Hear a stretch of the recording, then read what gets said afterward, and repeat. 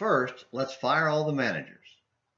Gary Hamel's thought-provoking 2011 article in Harvard Business Review attacked the problems of management overload plaguing so many businesses. Having worked in a major corporation, I can personally attest, from both the employee and manager positions, that it is a plague. However, the management problem isn't just a business issue. It can also plague the Lord's church.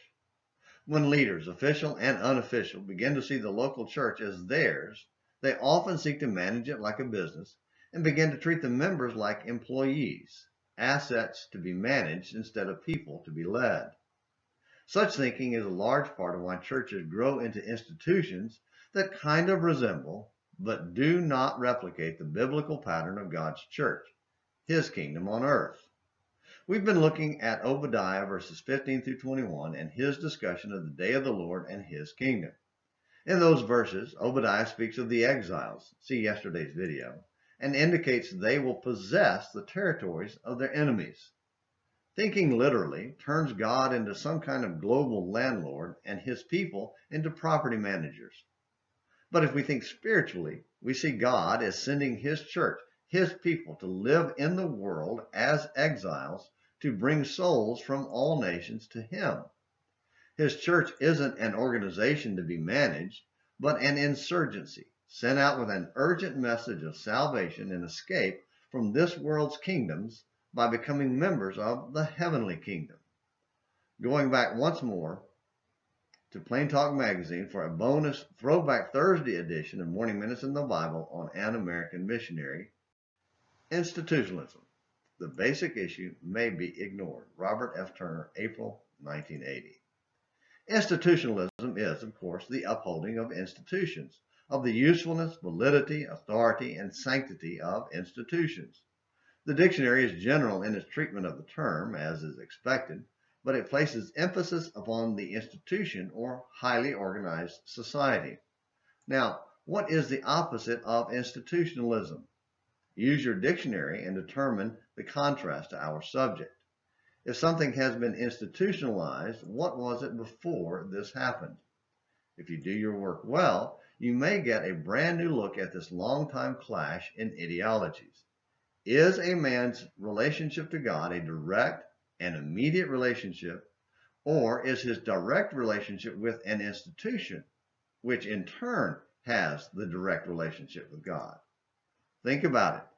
In current brotherhood discussions, the purely institutional issue may be buried beneath arguments about the organizational structure or polity of independent congregations of saints and their legitimate work and purpose as independent institutions.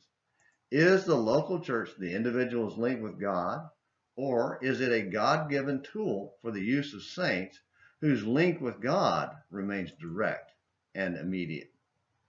The historic church concept, developed to maturity by Roman Catholicism, has the Lord establishing a universal institution, which was then given certain sacraments to dispense.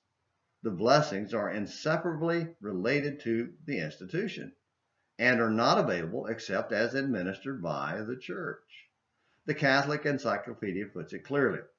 The church alone dispenses the sacraments. It alone makes known the light of revealed truth.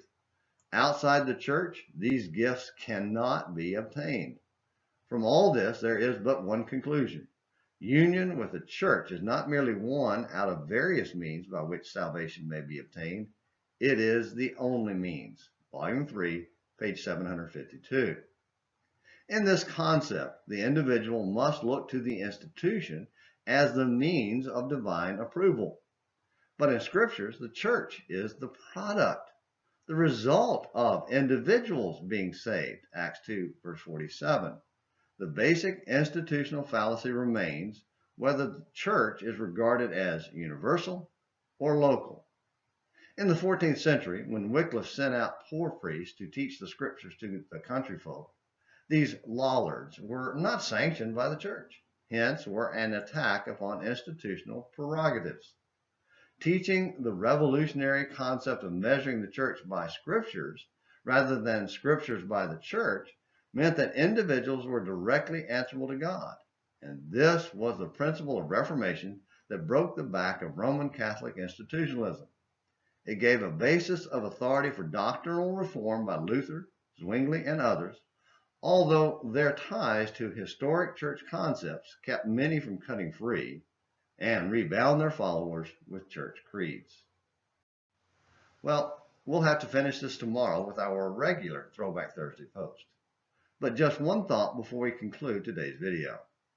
Today, some 42 years later, if we pay attention to what some among churches of Christ write on Facebook and other sources, it sounds eerily like what is found in the Catholic Encyclopedia. Brethren, too many of us are starting to think like managers of an institution instead of members of a body doing their part to help it grow. Thank you for watching this bonus Throwback Thursday edition of Morning Minutes in the Bible on An American Missionary. Until next time, this is James McClenny helping you have a great day.